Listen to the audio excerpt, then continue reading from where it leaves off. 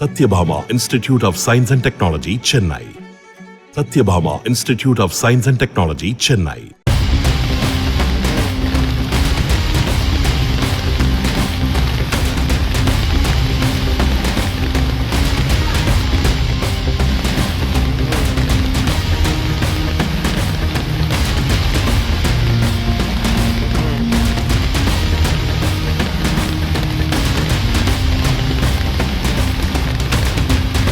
கோவை புறநகர் பகுதிகளில் மாலையில் சுமார் 3 மணி நேரமாக பெய்த மழையால் குப்பேபாளையத்தில் ஓடை ஒன்றின் குறுக்கே உள்ள தரைப்பாலம் நீரில் மூழ்கியது.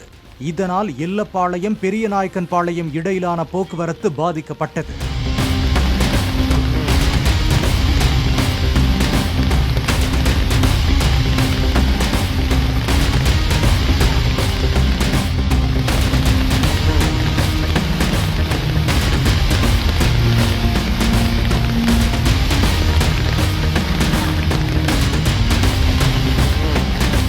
Satyabhama Institute of Science and Technology, Chennai. Satyabhama Institute of Science and Technology, Chennai.